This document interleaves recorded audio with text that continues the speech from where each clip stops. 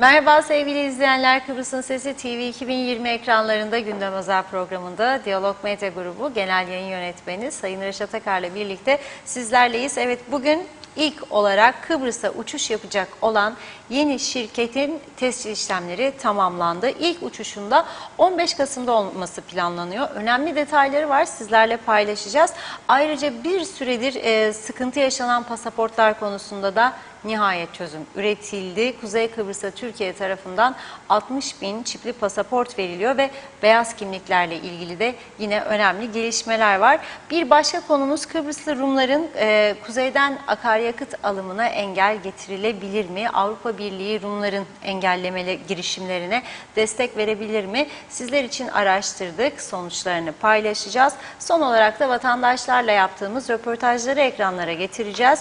Nasıl bir yönetim şekli isteniyor? Halk siyasilere ne kadar güveniyor? Her zaman olduğu gibi tabii ki hepsi ve daha fazlasıyla sizlerle beraberiz. Sizlerin de yorumlarını, sorularını bekliyoruz. Evet Reşat Bey, merhaba. Merhabalar Funda Hanım. Herkese hayırlı günler, hayırlı cumalar diyerek başlayalım. Evet, tabii Kıbrıs küçük bir yer.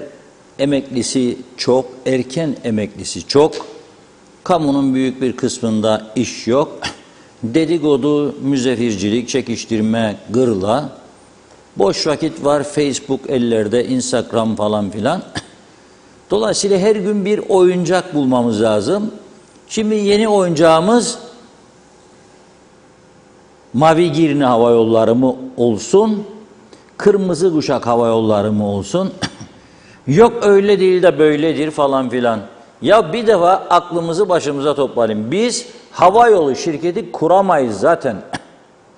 350-400 bin kişi çökmüş yolunu yamalayamayan bir devlet. Kırılan, dökülen lambayı değiştirecek adam bulamayan bir devlet veya bir yönetim şekli, bir ülke diyelim. Nasıl hava yolu kuracak da hangi sermayeyle da nasıl çalıştıracak? Ve niçin? Dünyada öne çıkan yığınla özel havayolu şirketleri var. Biraz hafızamızı toplayalım.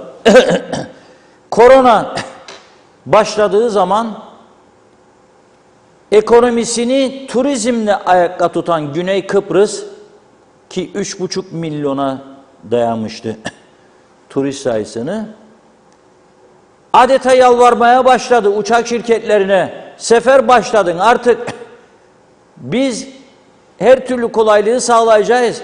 Gelen turistlere özel otel tutacağız. Korona olduğu takdirde otelde konaklayacak. Ve eğlenebilmesi için özel filmler koyacağız, sinemalar koyacağız ki yaptılar bunları. Bizim kültürümüzde, yaşam tarzımızda, ülke yönetimimizde böyle anlayışlar yoktur.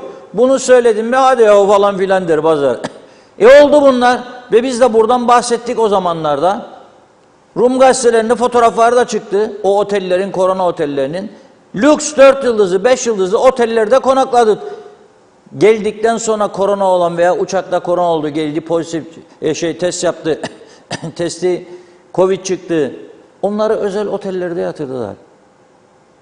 Ama ne yaptılar?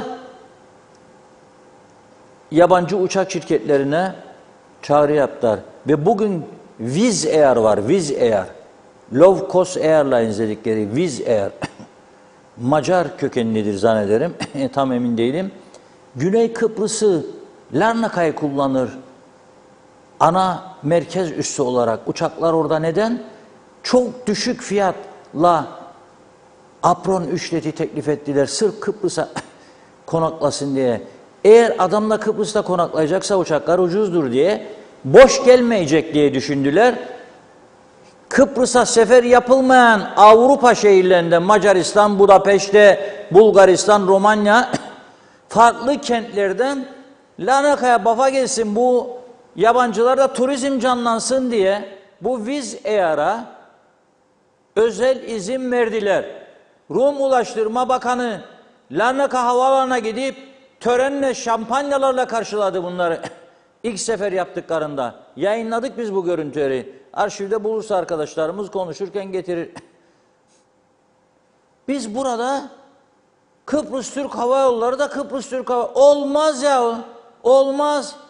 Onlar şu bizden daha kültürlüdür, daha yeteneklidir, daha başarılıdır. Daha siyasetten arındırılmış bir şekilde yönettikleri halde Cyprus Airways'i kapattılar be arkadaşlar. Kapattılar. Zarar ederdi devamlı. Avrupa Birliği dedi ilk sene bir miktar sana yardım edeceğim, düzelt. Olmadı. İkinci sene bak tekrar uyarım, düzelt. Sonra dedi kestim sana yardımı. Rum hükümetine dedi kuruş yeremen dedi.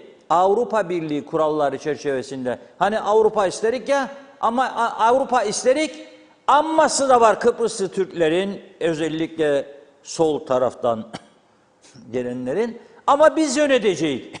Yoktur be kardeşlerim. O istediğiniz ve istediğimiz Avrupa'da yoktur böyle şartlar. Vururlar ballozu kafana, otururlar yerine. Konuşturmazlar bile seni. Ama bizde her konuşan bir yerde çıkma şeyi. Ya dedikodu var. Dedikodu var. Resmi kuruluşlarda çalışan, oradan maaş alan arkadaşlarımız var ama bir taraftan gazetecilik adı altında dedikodulara dayalı bilmem neler yazarlar. Yani bu insanların birbirini kötülemesi bu kadar kolay mı ya? Birbirine çamur atması, birbirini yorması, ezmesi, küçültmeye çalışması. Bu kadar kolay mı ya? Ben anlamakta zorlanıyorum. Açık ve net konuşalım. Kıbrıs Türk Hava Yolları'nı biz batırdık. Biz. Niçin? Siyaseti soktuğumuz için içine, beceriksizliğimiz yüzünden ve sendikaların aşırı talepleri yüzünden. Göz göre göre batırdık. Zannettik ki Türkiye her zaman enayi pozisyonda olacak. Biz batıracak, o parayı verecek, devam edecek. Biz batıracak, o parayı verecek, devam edecek. Arşivleri karıştırın. İnternetlerde bulamazsınız. Ama gazeteler arşivlerimizde durur. Durur. Kıbrıs Türk Hava Yolları siyaset yüzünden iflas eşiğine geldiğinde merhum Bülent Ecevit'in başbakanlığı döneminde Türkiye bir sente muhtaç iken burada ilk defa partiler dışında bir arkadaşı Zeki Ziya'yı ve onun getirdiği ekibi koydular başına. Kıbrıs Türk yönetimlerinin yaptığı en doğru hareket idi bugüne kadar havacılık meselesinde. Ve bu arkadaşlar gitti, görüştüler. KKTC hükümetleri de Ecevit'ten son bir defa para istediler. Son bir defa. Devalüasyonların olduğu dönemdi. Ecevit dolar olarak verdi bunlara. 10 binlerce, 100 binlerce dolar verdi. Geldiler onlar da Türkiye'nin güçlü bankalarında TL'ye çevirip yüksek faize koydular. Çünkü havacılık demek sadece uçak salladığında türbülans bilmek, öğrenmek değildir ki. Genel müdür getirdiğimiz bir arkadaş bana bir yıl sonra şunu söylemişti. Öğrendim be Reşat türbülansın ne olduğunu. Öğrendim demişti. Ekonomi bilgisi de hiç yok ayrıca. Ne yaptılar bizimkiler?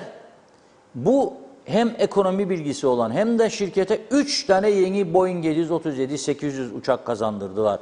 Amerika'dan sıfır aldılar, getirdiler kira yöntemiyle. Güven verdiler yolculara, insanlara. Güvenin bak iyi uçaklarımız var. Ve insanlar uçmaya başladı. Ve Kıbrıs Türk Hava Yolları iyi bir pozisyona geldi. Ama ne fark vardı? Tabii bizim kültürümüzde nedir önemli olan? Ne biz, kim bize yardım ederse de çıkarcık verir, ondan iyisi yoktur. Ne çıkar verebileceğiydi Kıbrıs Türk Hava Yolları? Ön koltuklar. Business class yoktu o zaman uygulama. Yetiştiren bakan arar Zeki Ziya'yı, der, böyle Zeki bizim yeğencik gidecek hayat da Deyze dahi falan filan Ankara, İstanbul'a ya Londra'ya. Ön koltuklardan isterim ha, ya çocuk okula gidiyor 3 tane ön koltuk isterim ha, bir de olmaz. Bazıları 4-5 ister. Ön sırayı benim için kapatacaksın ha derlerdi. Yapamadığı zaman bunu Zeki Ziya ben verdim bunu başkaları var falan dediği zaman ya sorayım derdi, bilgisayara bakar verilmiş. O zaman kötü adam olurdu. Başladılar daşlasınlar. Ama adam başarılı. O önemli değildir. Bana vereceğin ön koltuğu ya ikinci sırayı ya üçüncü. Aynen böyle. Sigara yasağı geldi uçaklarda. Bakarım kokpite gidecek, pilotun odasında sigara içecekmiş. Özel torpil ister. Adam sokturur uçak kalkmadan pilota. Der ki bak ya o da uçakta bizim partiden bilmem kim vardır. Onun sigara tirakisidir de koy kendini içsin. Budur bizim yahu. Yönetim anlayışımız, becerimiz budur. Daha fazlası olmaz bizden. Daha fazlasını yapabilecek adamları göreve getirmezler veya onlar zaten kendileri gelmek istemez. Bela mı alacak başına? Başka işim yok da ben senin telefon açan bana ön koltuk ayırayım sana. Zaten bitmez. Mesela 4 parti var koalisyonda veya 3 parti. Üçünü de memnun edeceğim. Zaten koltuklar yetmez o üçüne. Adamlarına parti rüşveti olarak görürler. Ben seni uçuracağım ön koltukta ama unutma falan filan. Anlatabildim mi size? Sonra bir de pazarlık üstüne pazarlık. Sonra partililer atandı etti falan. İflaslar, korkunç yolsuzluk ve rüşvet iddiaları hala çözülmedi. Mesele yok diye kapatılmış. Nasıl toplum olduk biz yahu? Uçağın adını tartışırık da uçak şirketini batıranları, iflasa sürükleyenleri, açılmayan dosyaları konuşmayık bile. Unuturuk bir anda. Yeni oyuncak bulduk önümüzde.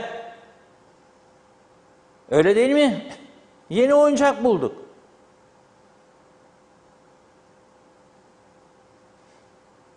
Barbie bebek bitti. Ice bebek gelsin.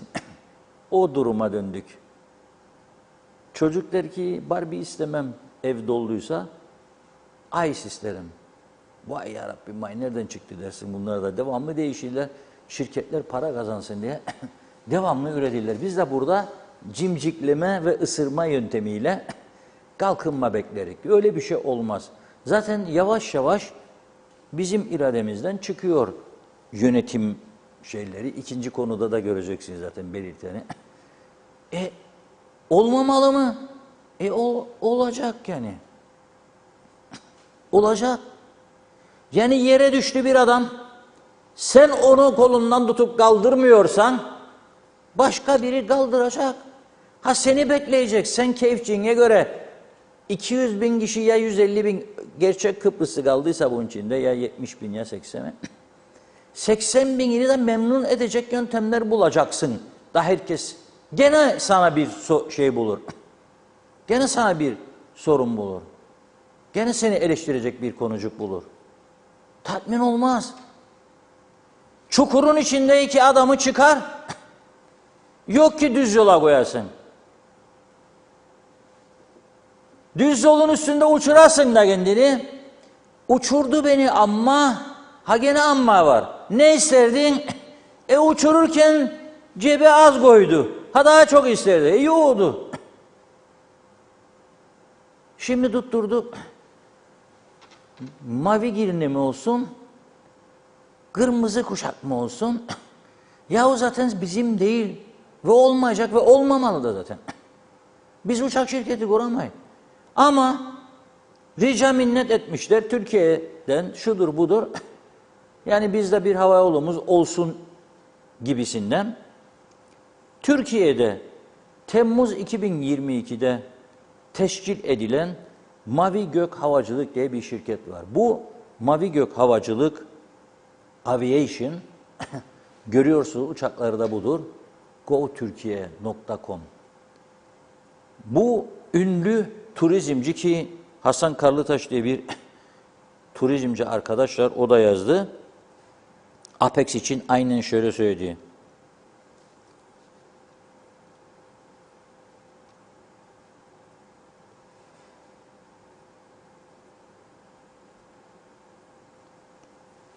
Ciddi turizm potansiyeli olan Annex Tur, yanlış söyledim Apex dedim bir önce, Annex Tur tarafından kurulan şirket ilk seferini yaptı diye bir haber okuduğunu yazıyor.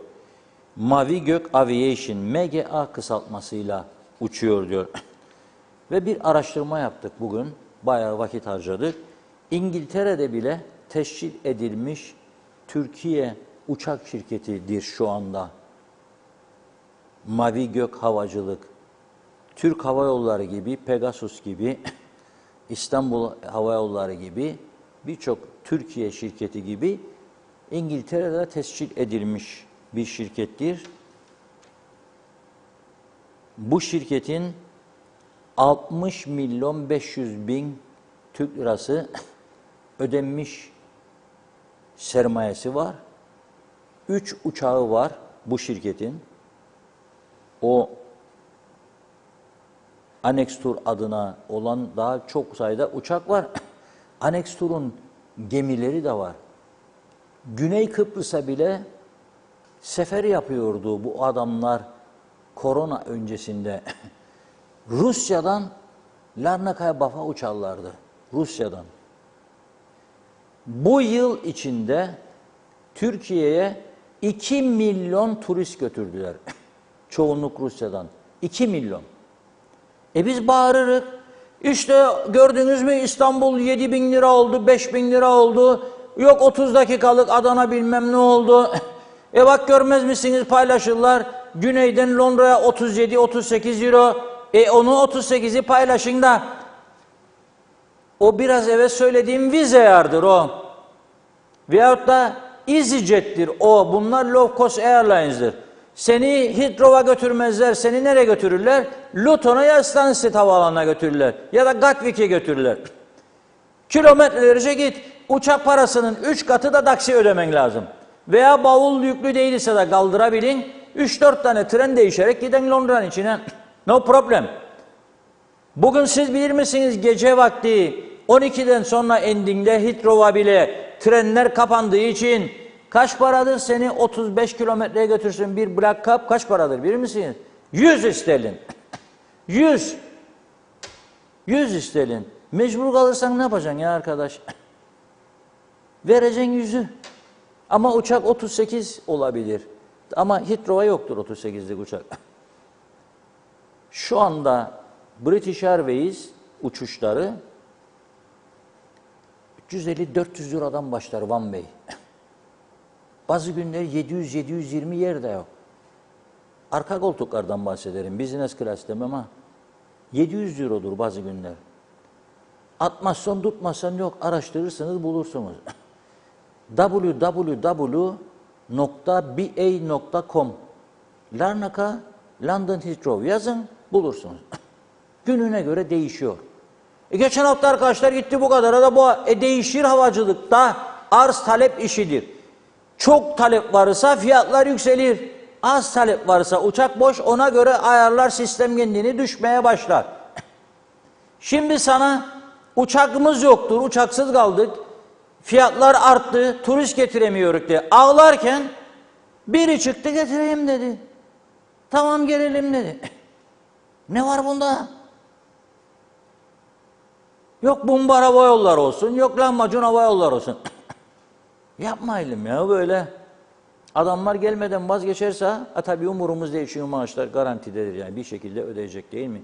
Nüfusun yarıdan fazlası kamuda çalışan veya emekli olduğuna göre Türkiye'de anavatan garantör tanıyorsa verecek bu parayı değil mi? Tabii onun için sorun yok. Neyse biz araştırmamızı anlatalım. Antalya'da kayıtlı olan bu şirketin 60 milyon 500 bin lira ödenmiş sermayesi var. Yönetim Kurulu Başkanı Salih Özdemir.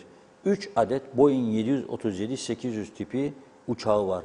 Dünya çapında ün yapmış Annex Tur'un bir yan kuruluşu. %25 hediye olarak KKTC Devleti'ne veriyor kurduğu şirketin hissesini. KKTC Devleti bir Türk lirası vermiyor. Ödül olarak veriyor %25.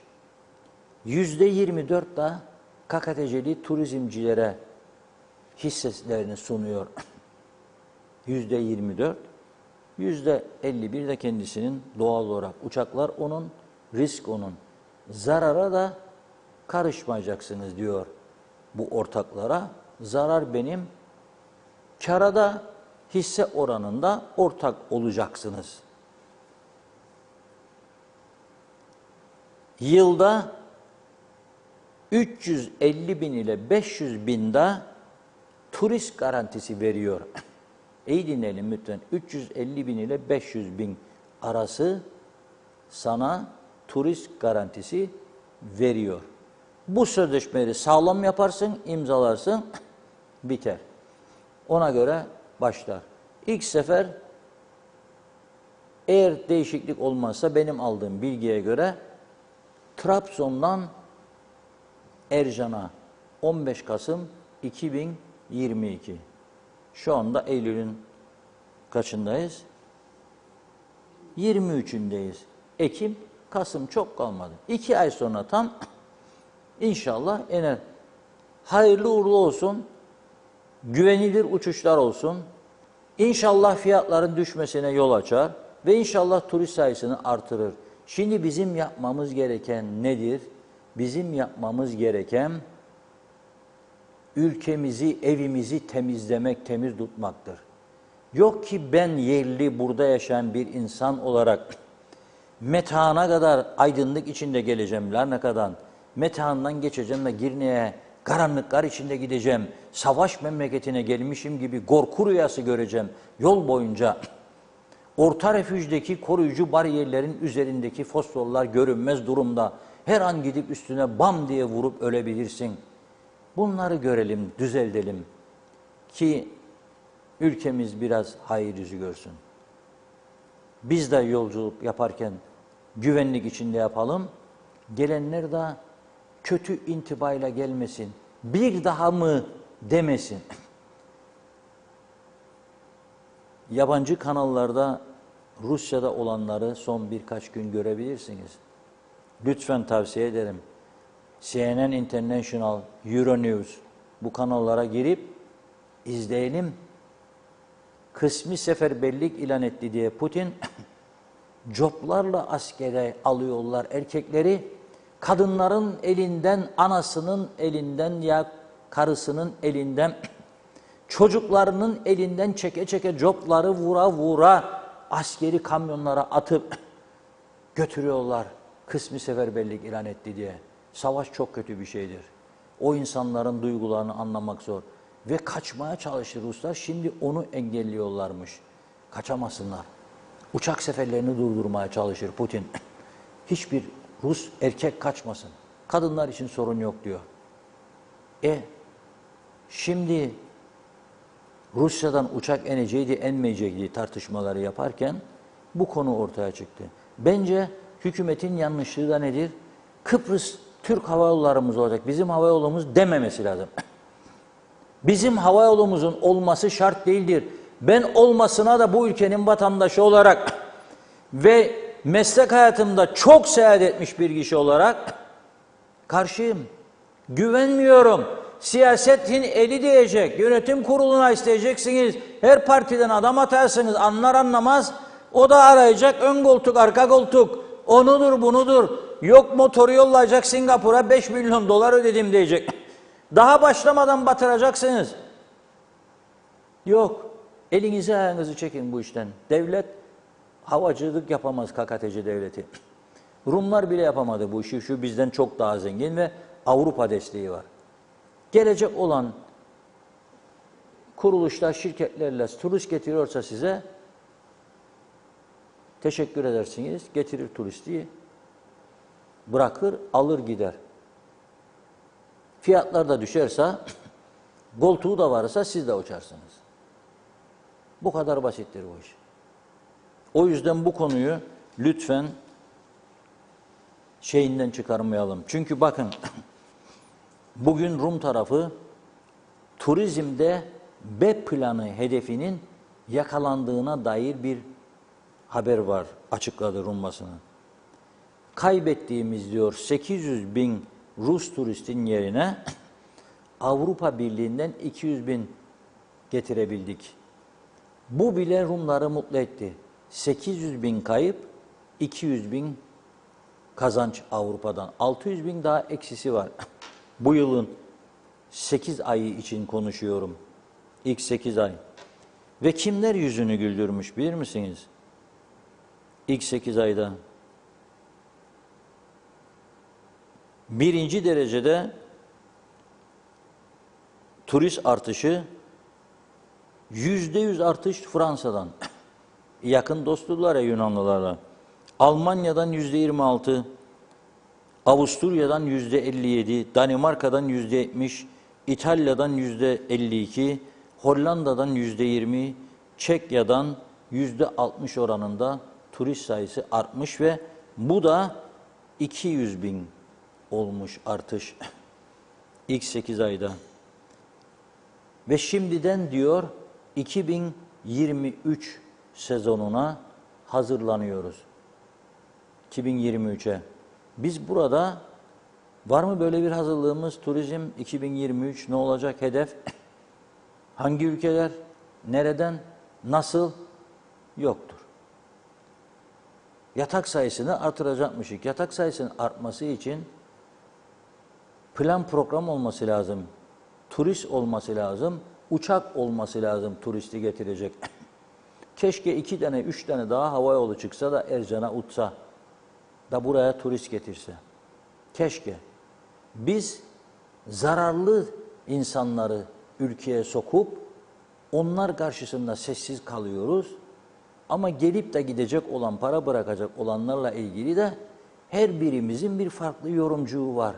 Bir farklı tepkiciği var. Yok öyledir de yok böyledir. Ya ondadır diyor ya bunda. Helvacının kızında. Sana ne adı? Ya öyledir ya böyledir. Yani Rumlar şimdi ayağa kalksın. Vize eğer istemek ya Kıbrıs Rum'dur İstellos Hacı Yuannu İzicet'in sahibi. Bizim olsaydı döve döve batırırdık adama. Rumlar da omuzlarda taşır kendini. İngiltere'nin en önde gelen iş adamlarındandır. İstellos Hacı Yuannu İzicet'in en büyük hissedarlarındandır. Yönetim kurulu başkanıydı. Bilmem kaldıysa halen başkanı olarak. Ya bizde olsaydı. Bir yarım saat rotarlı kalksaydı her gün döveceydik adamı. Ya fiyatlar bir anda yükselseydi yine döveceydik adamı. Ya bir sefer iptal etti, ne kaşını ne gözünü bırakırdık. İki farklı toplum kültürü var bu adada. Onlar ve bizler. Bakalım da bunu düzeltmeye bakalım bugünden sonra hiç olmazsa. Evet Funda Hanım. O zaman mesajlara başlayalım yavaş yavaş. Evet, çok ilginize çok teşekkür ediyoruz. Giden mesajlar yine oldu. Suat Aydıneri'nin mesajını görüyorum. İlk iyi yayınlar dilemiş. Halide Oğlak'ta, Ali Çeliker'de. Gaye Kök, ülkenin dağ gibi sorunları olduğu yerde durur güvenlik sorunu dersen en başta gelir. Şimdi gündem aylarca havayolu şirketi. Biz inandıydık diyor. Suat Aydıneri, mazbataların durdurulması Bakanlar Kurulu'ndan onaylandı. Mecliste onaylanacakmış ama ne zaman meclis olacak acaba? Bülent Lider Mehmet Küçük, başarılı güzel nice yayınlar, programlar diledi. Erkan Kaya, Girne Belediyesi son yaptığı cadde trafiği birbirine kattı diyor. Eski hali daha iyi çalışıyordu. Bir de üstüne üstlük yeni yaptığı kaldırımları bir daha söktüler. Başka bir iş yapıyorlar. Bir aydır Girne Belediyesi yaptığı saçmalığı çözemiyor demiş. Mehmet Şaban, sadece Angolem Hava Yolları'na sahip çıktık, ona da şükür. Mehmet Uluçaylı, kolay gelsin dedi. Gürdal Selen Güçlü de hoş vakitler. İyi yayınlar dilerim. Kuzey Kıbrıs'ın doğru adresi TV 2020. Kuzey'in babası biliyorsunuz. Cengizhan Refikoğulları iyi yayınlar yazmış. Abe Hüseyin, Reşat Bey diyor, bugün çok iyi ev ödevini yaptı. Mehmet Uluçaylı, bu kurulan yeni havayolu şirketi ülkemize turist taşıması, ekonomiye katkı sağlayacaktır. Özel şirketler çalışma disiplini olduğundan başarılı olacaktır. Erkan Kaya, Ruslar Türkiye bankalarının bankamatiklerinden paralarını çekemiyorlar. Adamlar para harcayarak engelleniyor. İlgilenen var mı, bilen var mı? Yok demiş. Erol Hasan da kolay gelsin dedi. Çağatay Donner, Reşat abi şu an petrolün dünya çapında varil fiyatı 80 dolar. Ukrayna savaşı çıktığında diyor 120 doların üstüne çıkmıştı. Bugün sadece 69 kuruş indirim yaptılar. Bu gerçekten dalga geçmektir insanlarla. Ya, yeni Kıptek yakıt ihalesiyle elektrik fiyatlarında bayağı indirime gidilmesi şarttır. Senelerdir yaptıkları pislikleri örtbas edip yapmadıkları doğruları astronomik vergi ve fiyat artışlarıyla halktan çıkaramazlar. Erdal Yarkın da iyi yayınlar dilemiş. Kemal Osman Ceyhanlı, olaylar ve konular nasıl hasır edilecek diyor. Lütfü Toruntay, Evet, mutlu yayınlar, huzurlu akşamlar. Ne girdiler isim arayışına, ne koymazlar. Merhum Doktor Küçük Uçak Alanı. Tek korumasız lider o ve Allah'tan rahmet diliyorum Raif Denktaş beyefendiler. Yok zorlu törenin yanında 4 tane koruma. Nerede bu bolluk demiş. Teşekkür ederim. Evet, Suat Aydıneri Çarıklı Hava Yolları olacakmış ismi diyor. Doğan Falyalı işlem görmeyen dosyalar sakın affı şahaneye uğramasın. Böyledir bu işler, ötesi yok dedi. Evet, Engin Sedat Töz'ün neden doğrusunu söylemez Arıklı diyor.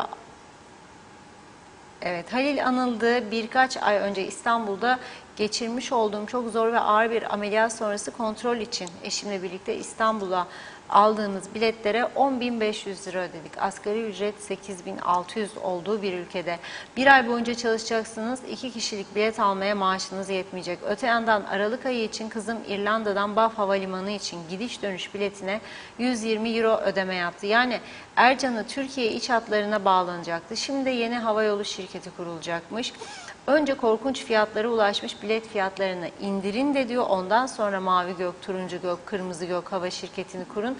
Girne'nin mavisi kalmadı. Kanalizasyon olduğu gibi denize akıyor. Girne denizinin mavisi gitti. Gri bir renk aldı. Mehmet Uluçaylı bugün İskele Doktor Müderrisoğlu Sağlık Ocağı'na sabah 8'de gittim. Sıra numarası aldım 3. Doktor geldikten sonra Bekirpaşa Lisesi öğrencisiyle geldi. 32 sıra numarayı aldı. Sıra beklemeden en öne yerleşti. Kendisine dedim sıraya girip sıranızı beklerseniz benim işim öğrencime rapor alacağım dedi. Sıra numaranız kaç dedim 32. Bekleyeceksiniz herkes gibi dedim. Hele siz bir öğretmensiniz, örnek olacaksınız. Sıra beklemeden hastaneyi terk etti. İşte bizim insana olan saygımız, nasıl ileri gidelim? Eğitimci böyle hissediyor. Evet, Elif Osman da aynen öyle demiş Reşat Bey. 12'den sonra 200 sterlin Uber taksi. Sayar Aker de diyor. Adnan Karakaş. Evet, Erhan Arıklı'dan ricam Mavi Girne uçaklarında Kıbrıs'ın tanıtımına katkı olsun bari demiş. Yolculara fırın kebabı, morehiya, hellim hediye edilsin diyor. Nazime Nalbant iyi yayınlar, hayırlı cumalar. Sizleri görmekten memnun oluyoruz. Yine haftamızın son cuma gününe geldik. Tüm sevdiklerime herkese iyi hafta diliyorum. Tarafsız haberlerinizi zevkle dinliyorum, izliyorum. Yine duyumlar uçak alanı ne olacak ismi diye kaç gündür duyuyoruz. Hadi açın artık da diyor. Kaç senedir açıldı açılacak diye duyumlar duyarız. Keşke her şey iyi olsa ve sözleri yerine getirebilseler dedi. Elif Bağbaşı harikasın demiş. Çok açık ve net. Elif Osman da diyor ki İsmi çok açık ve net götür Türkiye. Belgin Rıfat iyi yayınlar. Sizleri yeniden görmek, dinlemek çok güzel. Özlendiniz demiş Belgin Hanım. Teşekkür ediyoruz. Leyla Göçmen Ahmet de hoş geldiniz Reşat Bey diyor. Saygılar. Sayar Aker hava yolları risklidir. İflas bayrağı çekme ihtimali büyüktür. Doğan Falyalı yani şimdi bu uçaklar şimşir pervaneli olacak yoksa jet motorlu? Egzozu ateş saçandan mı? Yeli su kimse kusura bakmasın diyor. Erhan Arıklı süt beyaz dese inanmam. Kıptek'te yargılayacaktı yolsuzlukları. Ama en büyük yolsuzlukları kendi yaptı diyor. Yollar onarılacaktı. İnternet 4,5 dedi, 5 dedi. İnternet çöktü. Bunda da bir rant vardır diyor. Evet, Mehmet İnancı hayırlı yayınlar olsun. Batmış batırılmış cennet adımıza sizlere sağlıklı hafta sonları diledi. Ve Şahin Özdil de davul zurna az sivrisinek saz böyle gelmiş böyle gider diyor. Evet bir iki mesaj daha okuyup ara verelim. Suat Aydıner'e bugün cezaevine gittim babamı ziyarete her yer pislik içinde. 2 gündür babamın başı dönüyor tansiyon hastası. Revire kadar gitmek istiyor götüren yok. Ben buradan tüm yetkililere sesleniyorum. Babama bir şey olursa bunun hesabını kim verecek? Üstelik benim babam ağır suçlu falan da değil iş insanıydı battı. Mazbatadan dolayı orada yazıklar olsun demiş. Ömer Bozkara Vezirler. Evet yalnız Arıklı'nın bilindiği havayolu diye haber manşetleri var. Bu da sanırım kendi cebine işleyecek olan yine halka olacak diyor. Ben de Arıklı'nın hiçbir sözüne inanmam demiş. Ne de güvenirim. Geçmişte gördük. Neyi dediyse hep zararımıza oldu. Bildiği işi yapsın demiş. Evet Kerim Akgün de iyi yayınlar diliyor. Çağatay Donuner bakalım 2023 planlarını halimiz yarın bırakalım 2023 planlarını. Halimizin yarın ne olacağını bilmiyoruz dedi. Son olarak da Hüseyin Koltan'ı okuyalım. Hayırlı günler dileriz. Doğru Gerçek Haber'in adresi. Hoş geldiniz. Kolaylık diliyorum. Sevgilerimle iyi ki varsınız demiş. Evet, devam edeceğiz mesajlara. Şimdi bir ara. Reşat Bey buyurun. Evet, çok teşekkür ediyoruz mesajlar için. Şimdi tabii eleştirdiğimiz konularda çözüm önerilerini de ortaya koyduğumuz zaman daha inandırıcı oluyor. Şimdi mesela hava yolu isterken, uçak seferlerinin artmasını isterken ve fiyatların da düşmesini isterken bunun şimdiki şekliyle olmayacağını herhalde düşünebilecek durumdadır herkes. Yaşı kaç isterse olsun. Bir Pegasus, bir Türk Hava Yolları'nın uçuşuyla mümkün mü biz bunları düşürelim? Güney Kıbrıs'a inen farklı uçak şirketi sayısı 70'in üzerindedir. 70'in üzerindedir. Öyle bu iş yani hem uçak fiyatları düşsün, hem yer bulalım, hem turist gelsin ama başka bir şey de nasıl? Otobüs 30 kişilikse 30 kişi koyabilirsin yolcu içine. Yolcu sayısı 60 olsun istersen ikinci otobüs. 90 olsun istersen üçüncü otobüs. Bu böyledir. Ve senin gibi tanınmamış bir ülkeye uçak gelmesi için yalvarman lazım. Kırmızı halı sermen lazım altına. Ne yapmaya gelsin sana? Tanınmamış. Geldiğinde neyi görecek zaten? Her taraf kırık dökük. Ya biz rahatsız oluyoruz bunlardan. Olacak şey değil. Hastanelerden falan şikayetler geliyor. Bugün iskelede bir arkadaşımın gönderdiği fotoğrafları programın sonuna bıraktım. No comment kısmına. Çok ilgi çekici başka fotoğraflar da var. Karpas tarafından, o taraflardan gelen. Lefkoşa'nın içinde, Girne'nin içinde dolaşarak sadece memleketin halini anlamamız mümkün değil. Kırsal kesimlere de uzanmamız lazım. Biraz bakalım oralarda nedir durum, hayat nasıldır, insanlar nasıl yaşıyor, ne tür sıkıntılar var. Ama bunları pek yapmıyoruz. Şimdi pasaport sırasında da bütün dünyada bir çip sorunu çıktı. Çip dedikleri mesele. Nereden çıktı? Ukrayna Savaşı'ndan sonra. KKTC'nin yeni gelen ki 3-4 tane geldi son 5-6 ayın içinde İçişleri Bakanı. O her gelen ya ben hatta şimdiki Ziya Bey'e telefon açmıştım bir tanıdık için. Yahu dedim çocuklarını gönderecek pasaport yenilemesi lazım. Pasaport yokmuş. Dedi. Haberim yok dedi. Dedim daha bir hafta sen oraya geleli. Birinci hafta. Sonra aradı beni. Doğru vallahi dedi. Pasaport yokmuş. 50-60 tane pasaport varmış hepsi. Fakat neticede hızlı girişim yaptı. İşini takip ediyor demek ki. Helal olsun. İşini takip ediyor demek ki. Önceki gün Ankara'ya gitti. Ama tabii önceden konuştu. Rica etti. Gitti geldi, gitti geldi. Gitti Ankara'ya bir daha. Oradan İstanbul'a geçmiş. Bugün güzel haber veriyor bize. Bugün itibariyle diyor, pasaport sorununu tamamen çözmüş durumdayız diyor. Ve bugün dönüyormuş Kıbrıs'a, döndü mü dönmedi mi bilmiyorum. Hayırlı yolculuklar kendisine dönüyorsa. Beraberimizde diyor, bugün diyor, dönerken diyor, 1800 adet yeni nesil çipli pasaport cüzdanı ile birlikte geliyoruz diyor. Uçakta gelirken yanına almış garanticidir. Güzel bir şey. Güzel bir şey. Ben olsam bagaja da koydurmam. Uçağın içine koyarım. Gözümün önünde olsun. 1800 tane pasaport geliyor diyor. Sıkıntı kalkıyor ortadan diyor. Toplamda 60.000 adet pasaport. Çağdaş yeni pasaportlardan. Biz burada ancak da maaşları ödüyoruz. diye açıklama yaparak bundan gururlanıyoruz. Ara ara da şu kadar ek mesai ödendi diye bunu bir iş yapmış olarak gösterip övünüyoruz. Türkiye'de zaman zaman bizden fazla iğneleme olmasına rağmen Allah razı olsun duyuyor ağlamamızı, sesimizi. Adamlar yardımcı oluyor. Ne diyeyim ben şimdi bana yardım eden insanlara, ne diyeyim? Yapmasaydın mı diyeyim? İşte ihtiyaç vardır. El uzattı. 60.000 adet pasaport veriyor. Tamamen bedava. Kuruş yok bizim cebimizden. Zaten alıştık kuruş vererek bir şey. Hayat yaşamak doğru gelmez bize. Kuruş vererek hayat yaşamak doğru gelmez. Hem Rum'un evinde otururuz hem de bir numaralı çözümcüyük. Çözüm olursa nereye gideceğimi de düşünmem lazım. Ki olsun isterim ben ha.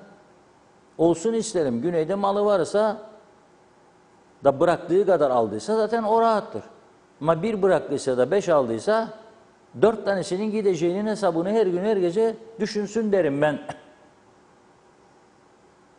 Tek avantajımız bakın 23-24 Nisan 2004 referandumunda ben şahsen anlam planında ilk plan çıktığında ortaya çok tereddütlüydüm.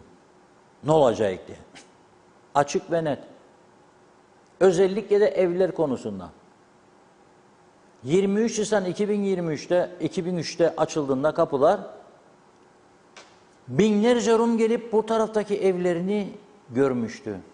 Ve ev sahiplerinin yaşadığı heyecanı hatırlayalım. O yaşayan heyecanı yaşayanlar da hatırlasın. Aman Allah'ım ne yapacak oğlum? Enrico geldi kapıya dayandı. Evi isterse bizden. Ve bizim içimizden bazı insanlar gelen Rumlara demiş ki gel al evine otur ya senindir benim değildir. Rum demiş ki yok nasıl geleyim ben bu durumda. Ama çözüm olursa yapılan kamuoyu araştırmaları var. %90'a yakını evini geri ister. İspidim mu der onlar. Bizim gibi satma meraklısı değil. O ulusal politika çerçevesinde toprağın tamamının sahibi olmak için öder parasını alır. Biz satıp o parayla Jeep almak istedik. Chips değil ha şu söyledim biraz önce pasaport. Jeep.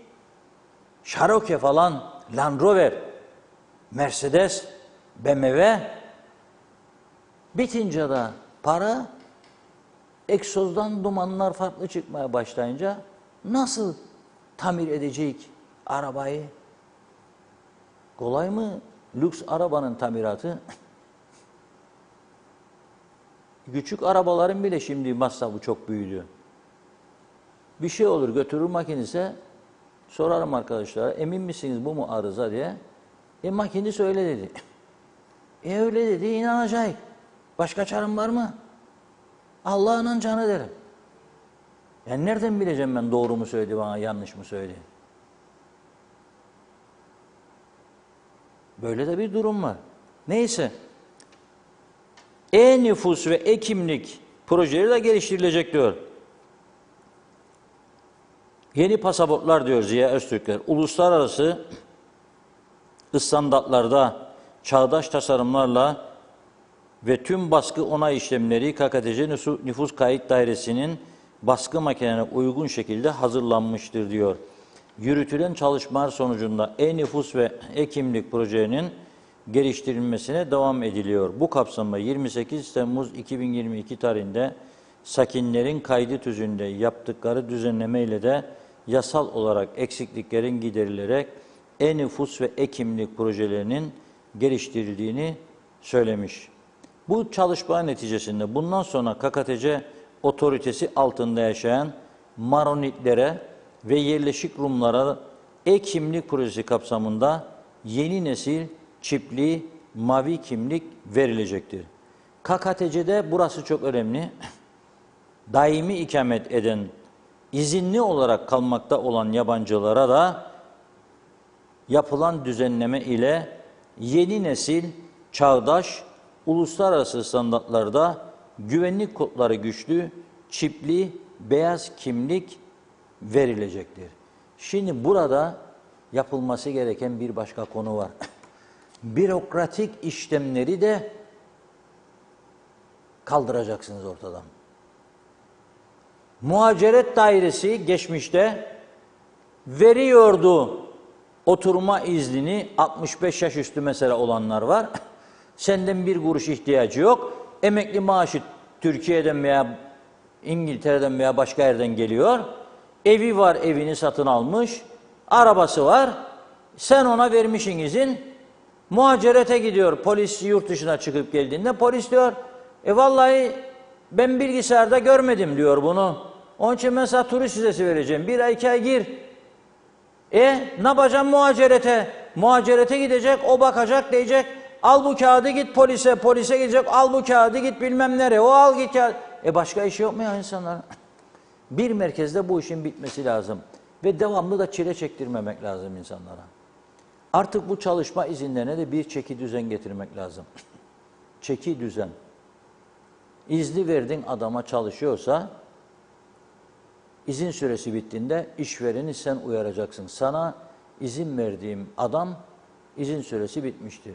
O işveren de benden ayrıldı diyorsa yeni adresini bildirmek zorunda olacaktır ona. Bunlar neyle? Online yapılacak. Yok kapında gelip senin saatlerce bekleyeceğim, edeceğim falan. Esas mühim olan bu ülkenin sorunu parasız gelip bu ülkede çalmak isteyenler ve uyuşturucu batağına bizleri saplamak isteyenlerdir. Sorun. Yok ki emekli çıkıp parasını buraya getiren, daha huzurlu bir yaşam sürsün diye o insanlarla uğraşmak kadar yanlış bir şey olamaz. Bizim burada evet ihtiyacımız vardır. İyi, temiz, dürüst insanlara ihtiyacımız vardır. Otursun, parasını getirsin, ülkeye bir katkısı olsun, o da buradan yaralansın. Ama esas sorun parasızlıktır. Şimdi biraz evvel haberiniz var mı diye yazdı bana bir izleyicimiz, özelden mesaj attı. Afrikalı kadının doğum macerası hastanede. Ben de cevap yazdım. Dedim ki haberim var. Bugün mahkemeye de intikal etti. Ben programa girmezden önce bizim adli işlere bakan muhabirimiz Suna Hanım vardır. Suna Erden. 24 saat havada, karada, denizde görevdedir. 24 saat. Bizim sisteme uyan önemli arkadaşlarımızdan biridir. Dedi ki size bir bilgi vereyim dedi. Özeti şu. 21 yaşındaki Nijeryalı kadın devlet hastanesine gidiyor, doğum yapıyor. Bir gün veya 2 gün sonra birisi gidiyor, bir yakını, bebeği alıp hastaneden kaçırıyor. Ardından da kadın kaçıyor. Neden? Neden? Çalışma izni yok, kaydı yok.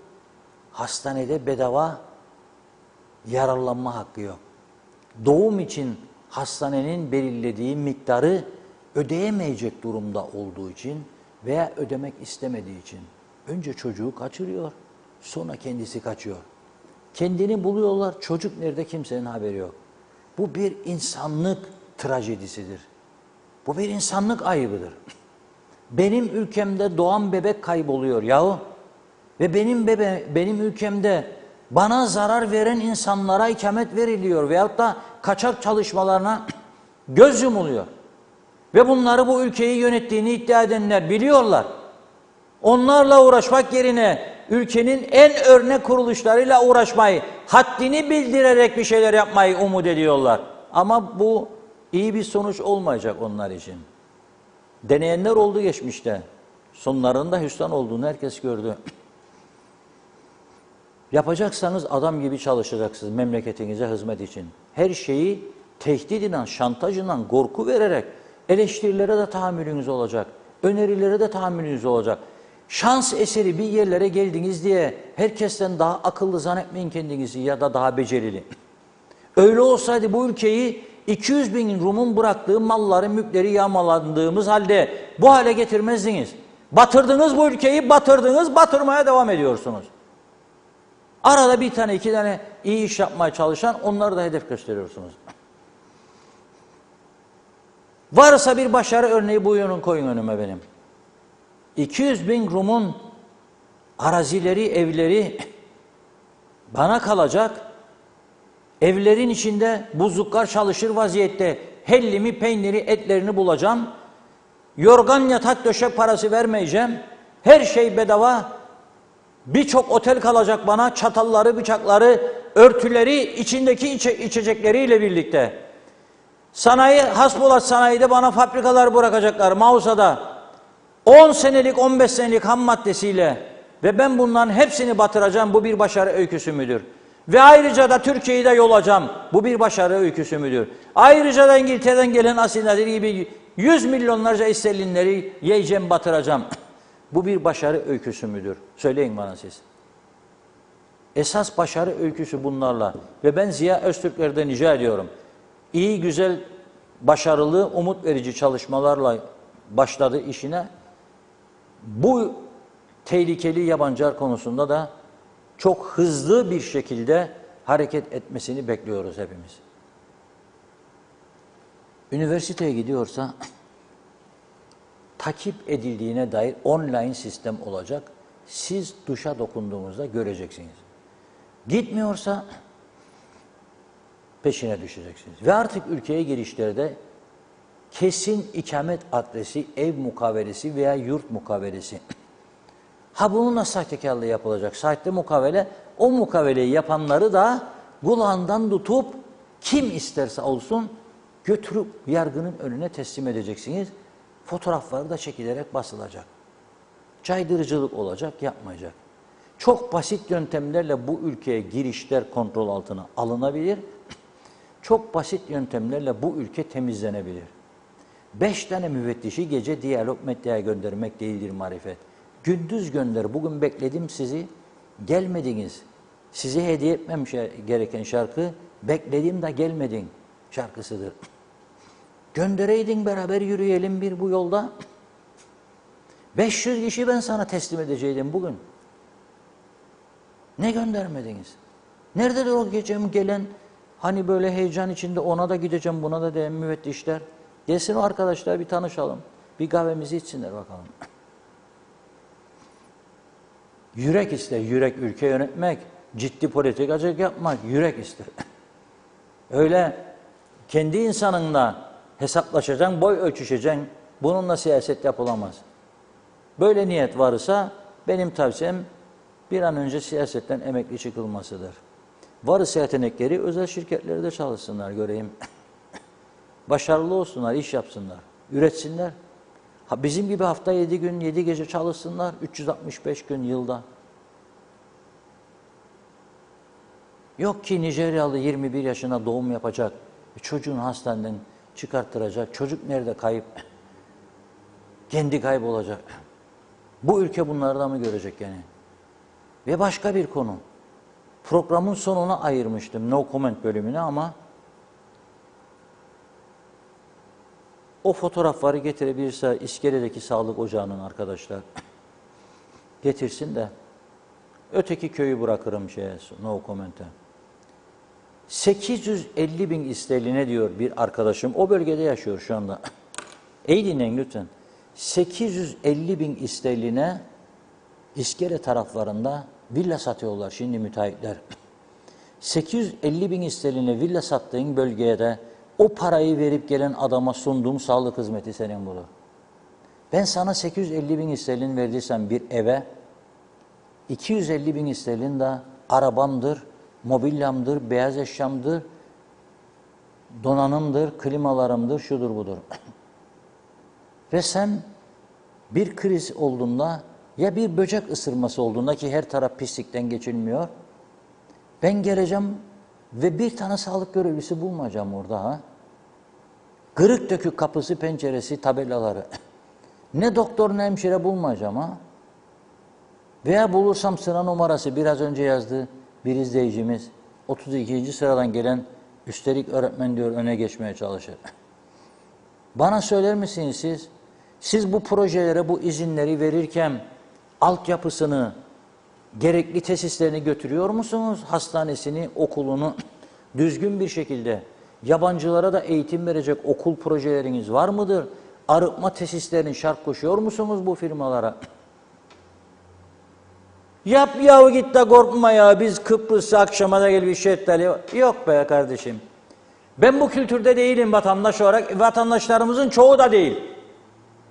Bizi buna doğru yönlendirmeyin. Bakın sabahleyin Funda Hanım çok başarılı bir program yönetti bugün. Eğitimci bir arkadaşı ağırladı.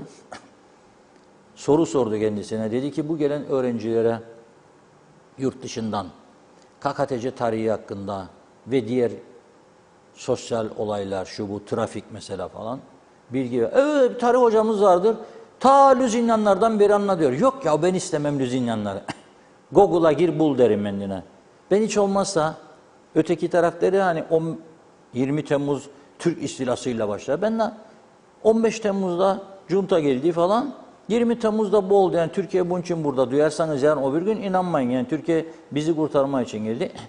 İlgilendiğiniz için teşekkür ederim. Bir, iki, historical places. Tarihi eserler nerededir? Saint Hilarion Kalesi, şudur budur falan filan. Kırık döküklerden hiç bahsetmeyin. Yıktığımız, döktüğümüz manastırların adını bile vermeyin. Veya üniversiteler olarak sahip çıkın. Deyin ki her üniversite bir tane yıkıp döktüğümüz manastırın restorasyonunu üstlensin. Yapabilirler birçoğu bunu. Eğer hangi üniversite yapar bilmiyorum. Bazıları yapar, bilgi verilir ve ilk girdiklerinde anlatılır falan filan dedi. Güzel. Peki bunlara herhangi bir Kıbrıs medyası, kültür, gazete, mazete, televizyon yok. Ha tabii şeyi sormasını istemezdim. KKTC'nin yöneticilerini. Çünkü 3 günde bir değiştiği için adama diyeceksin Who is Prime Minister of Cyprus, North Cyprus? Düşün, Ersan Saner. Oh lovely. Yazacak yabancı. Ersan Saner Prime Minister. 3 ay sonra soracaklar. Ersan Saner soru sordu. Who is Prime Minister? Ersan Saner diyecek. Yok diyecek. Kim? Faiz suçu Oklu. Allah Allah. O bitecek. 2 ay sonra 62 gün sonra who is? Abi, brother, Ünal Üster. Yok ya onu zaten öğretmesinler. Hiç istemem. Hiç. Belediye başkanlarına şimdi öğretilirse fayda olmayacak. Çünkü yetkileri bitti, görev süresi yoksa bence belediye başkanlarını söylesinler bundan sonra. Çünkü hükümetler çok sık değişir. Belediyeler seçimden seçime. Ha olacak mı? Onu da unuttuk şimdi. Girne mavisi, gök mavisi, kırmızı kuşak muşak derken belediyeleri unuttuk. Ne olacak? Ay sonu geliyor. Kaldı 7 güncük maaşçıklar. Ne olacak? Gelen hafta böyle gün ödenecek mi, ödenmeyecek mi? Ödeyen belediyeler yargı nazarında suç işlemiş olacak diyor. Yüksek yargı, iyi dinleyin ha. Eğer ileride, ha ben yaparım da falan, yapan birkaç kişiyi gördük. Yani mesela elektrik kurumu genel müdürü yaptı, fazla mesai dedi falan. İçeridedir. Geçmişte Dervişeroğlu Bey'in müsteşarı hiç de suçu yokken azmettirildi, imzalattırdılar kendisine bir kağıdı şakacık yaptıydı İrsen Bey'e, Allah rahmet eylesin. Memleketin en dürüst adamlarından biri olarak bilirdim ben kendisini. O yaptırdıkları şakacığın üstüne imza attırdılar diye hapis yattı. Uzun süre. Yani olmadı olmayacak anlamına gelmez ya da örnekler azdır diye. Durum oldukça kritiktir. Bunlara uymak lazım. Bilmek lazım. Yani bu konuda ben uyarmak istiyorum. Ülkeye girişleri Ziya Bey kontrol altına almak zorundasınız. Bir, şartlar getireceksiniz. Üniversiteye ikametgah adresi vermeden kaydı yapılmayacak. Bir, havaalanına girişte $2.000 minimum depozitosu orada banka şubesi olacak, yatıracak, alacak dekontu göreceksin. O da dönüş parası olacak. 3 de o bize yolladığın 5 müfettişin yanına 500 daha koyacaksın. 505. Gerekirse yardım alacaksın. Başbakanlıkta ve diğer bakanlıklarda boş oturanlardan. Eğiteceksin, bilirsen eğitmeyi, bilmezsen bilenlerden yardım görüp göndereceksin denetime. Tuttuğunu kulağından koyup göndereceksin kaçağa. Bu şekilde düzelme şansı olur. Aksi halde ne hastanelerimiz yeterli olacak bir süre sonra. Aksi halde trafik kazalarının ardı arkası kesilmeyecek, daha tehlikeli durumlar. Aksi halde uyuşturucu kullanmayan gençlik kalmayacak. Bırak gençliği, diğer kesimlere de yansıyacak. Aksi halde bunun içinde fuhuş daha da patlayacak. Zaten tehlikeli gidişatlar var.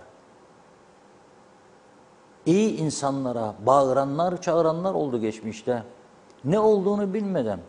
Ajda Pekkan'a vatandaşlık verilmiş diye bağıran, ey devrimci demokratik bilmem ne kültürlü üst seviyeli arkadaşlar, neredesiniz ya? O şimdi siz memleket bu durumdayken de Ajda Pekkan'la uğraştınız bu kadar zaman. Şeref duyman lazım senin ya. Roma'nın en meşhur otelinde kaldım bir ara. Sabah kahvaltıya indim baktım. Ajda Pekkan'ın Türkçe okuduğu Parole Parole Parole şarkısı vardı. Palavra palavra. Dedim İstanbul'da mıyım ya? Roma'dayım. Ajda Pekkan. Ve buna karşı çıktıydı bizimkiler. Siyaset olsun diye, eleştiri olsun diye. Ajda Pekkan'a vatandaşlık verecek. İyi insanlara. 200-300 bin insanımız var Londra'da, İngiltere'nin değişik yerlerinde vatandaş oldu da isterik orada alalım da burada. Olmaz. Nelerden geldik geçtik farkındaysanız. Kültür, kültür, kültür. Eğitim, eğitim, eğitim.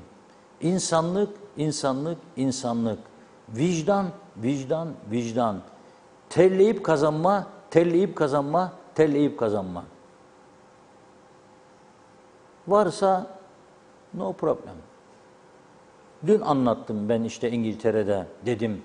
Üzerine yeleği giymiş information diye zabıta memurları kraliçenin cenaze töreni için herkese yol göstersinler.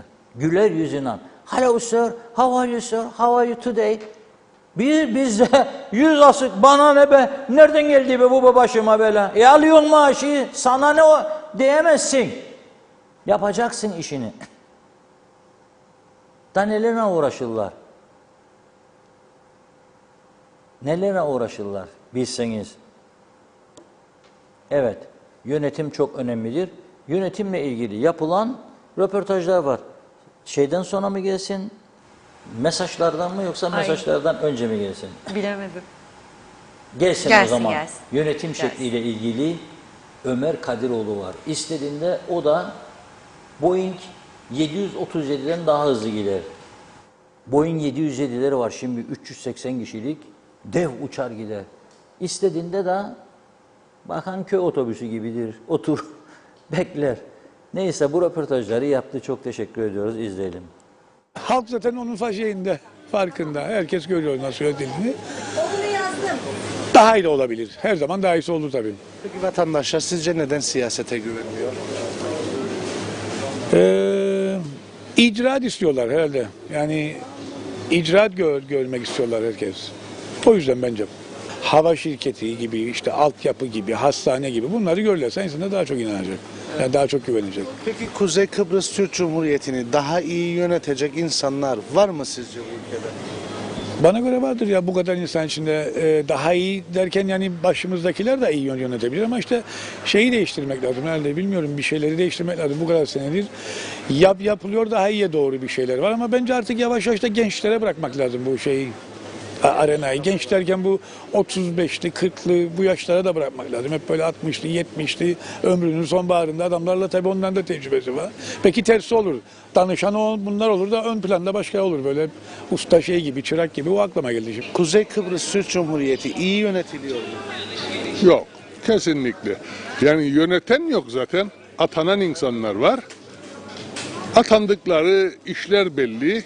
Onlara verilen görevler belli. Bizi düşünen yok. Halk için asla icraat yok. Almış bir pahalılık, başıbozukluk, karanlık, trafik keşmekeşi, hırsızlık, soygun, can güvenliği almış başına gidiyor. Hükümet nerede? Devlet nerede? Vatandaşlar neden siyasete güven duymuyor? Her gün görüyorlar, çalınıyor, ediliyor. Göz göre göre işte Kıp'taki alınız öyle. Beber ihaleyi sonuçlandıramazsın olur mu be insanlar? 150 dolar tonu aldıkları 40 dolar tonu teklif edildi kendilerine. Aradaki farkı görebiliyor musunuz ya? Kuzey Kıbrıs Türk Cumhuriyeti'ni daha iyi yönetecek insanlar bu ülkede var mı? Bu ülkenin bir Tuhan hocası var ya. CTP'si var ya. Bu memleketin garantisidir. Yönetilebiliyor. Hayır. İyi yönetilmez. İyi yönetilmez çünkü düzgün bir şey yok.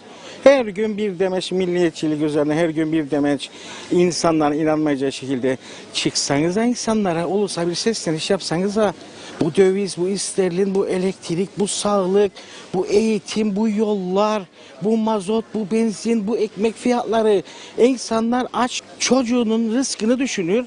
Sen çıkarsan da bizim de tabirimizde gazel okun, masal okun. Hiç kimse ne maviye inanır ne yeşile inanır. Hiç kimse kusura bakmasın. Peki insanların sizce neden siyasete güveni kalmadı? Hiçbir icraat yok yıllardır. Verilen hiçbir söz yok. Hiçbir söz olmadığı için nasıl güveneyim? Bu ülkede bu ülkeyi daha iyi yönetecek insanların var olduğuna inanıyorum. Kesinlikle var. Ama barındırmazlar. Bu ülke düzgün yönetiliyor. Ciddi bir soru mu şu an bu? Bu ülke düzgün yönetiliyor mu annem? Hayır. Bak 8 yaşında çocuk cevabı verdi şu an. Benim yorum yapmama gerek yoktur. 8 yaşında verdi. Peki insanlar neden siyasete güven duymuyor? Çünkü yani güvenilecek bir ucu bucağı kalmadı artık. Yani aynı şey, aynı devran devam eder. Farklı bir olay yok yani. Yani birinin söz verip de yaptığı bir olay olmadı bugüne kadar diye. Onun için insanlarda güven kalmadı artık. Evet. Sadece bir söylentiden ibaret. Yapılacak o, yapılacak bu ama laf var ama icraat yok maalesef. Odur sıkıntı. Kesinlikle. Peki bu ülkeyi sizce doğru düzgün yönetecek insanlar bu ülkede var mı? Var tabii. Genç kesimlerimizde çok var. Ama bazı büyük yayıcılardan bize kalmaz ki genç kesim. Yani bir ön açsalar o gençliğe belki de içlerinden çok güzel yönetecek insanlar çıkar ama maalesef önleri kapalı. Bu ülke iyi yönetiliyor mu? Maalesef. Neden? Ya kim gelirse gelsin hiçbiri beceremiyor yani. İyi yönetemiyorlar. Peki insanlar neden sizce siyasete güven duymuyor artık? Hiçbirine güvenmiyoruz ki nasıl güvenmeyelim? Onu seçiyoruz aynı, öbürünü seçiyoruz aynı. Başka yok. Bunların karşısına adam gibi bir şey çıkmıyor ki. Seçelim Türkiye gibi tek şeyli olsun. Başkanlık sisteminden Tabii bahsediyorum. başkanlık sistemi olsun. Bu ülkeyi daha iyi yönetecek insanların var olduğuna inancınız var mı? Var ama çıkmıyorlar. Sizce bu ülke iyi yönetiliyor mu? Hayır, asla. Neden? Bizim verdiğimiz oylar bizi yönetsinler diye seçtiğimiz insanlar maalesef nerede hata yaparız? Herhalde biz hata yaparız da bunlar bize böyle muamele gösterir. Biz seçmen olarak seçilecek adamı biraz titizlikle seçsek herhalde bu durumlara düşmeyecek. Evet. Bu benim ahbabımdır, bu benim işimi yapacak, bu benim bilmem neyimi yapacak. Devleti düşünen yok, geleceği, çoluk çocuğu düşünen yok. Evet. Yani maalesef gidişat çok kötü. Bu ülkeyi daha iyi yönetecek insanlar bu ülkede var mı? Çok ama maalesef nerede bir başarılı, aklı başında bir vatandaşımız varsa hepsini soğuttuk. Çünkü bana ne faydası olacak diye sorarak ilk. Evet. Devlete, vatana ne faydası olacak diye sormayız. Böyle hep akıllı insanlar yurt dışına kaçtı. Bu politikaya bulaşmak istemezler. Allah sonumuza hayır getirir.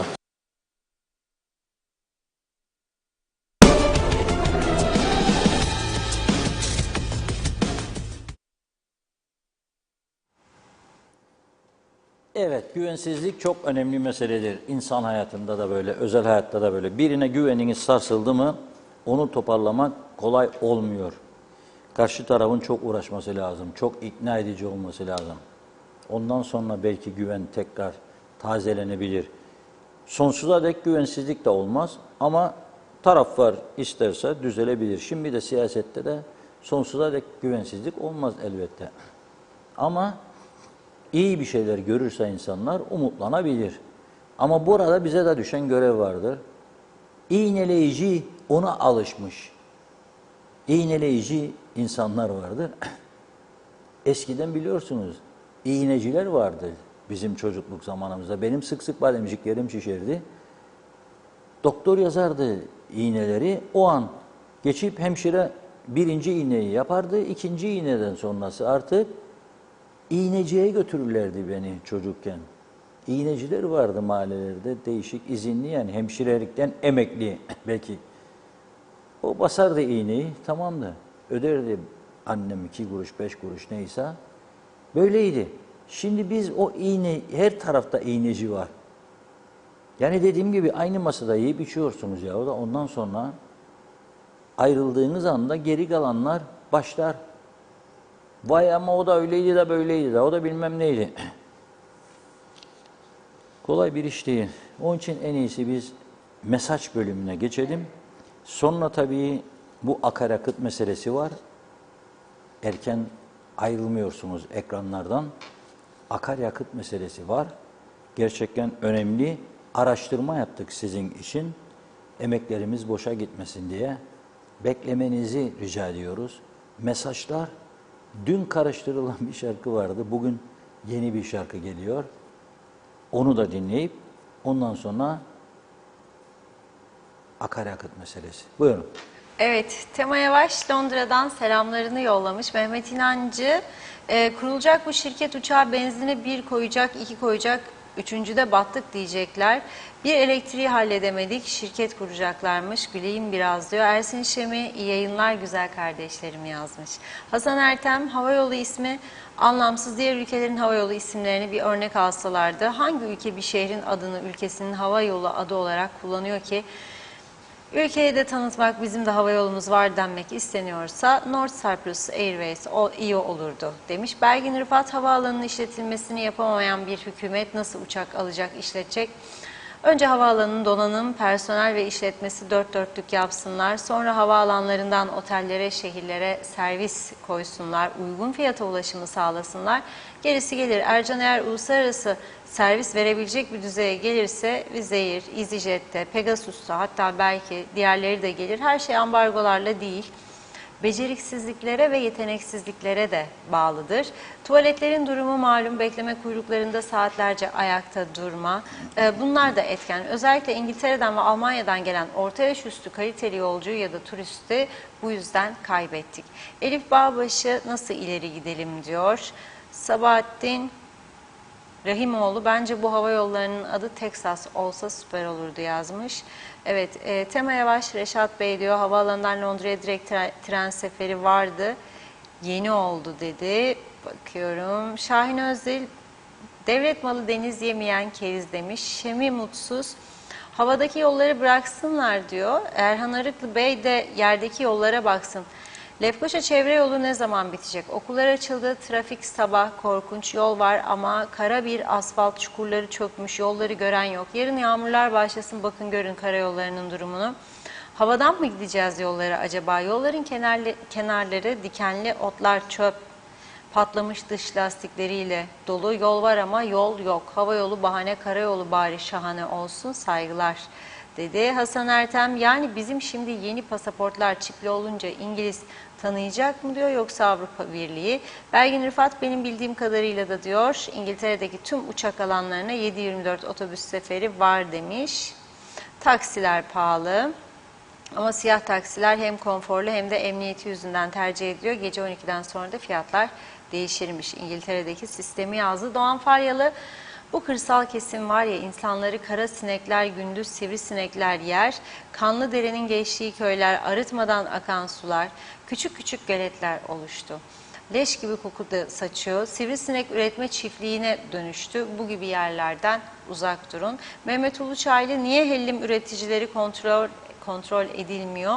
Yapılan hellimler mangalda eriyip yok oluyor. Biz nasıl Avrupa standartlarında üretim yapıp Avrupalıymış olacağız. Bekleyin de böyle sahtecilikle çok bekleriz diyor Avrupa'yı. Afrika Birliği'ne bile giremeyiz bu kafayla.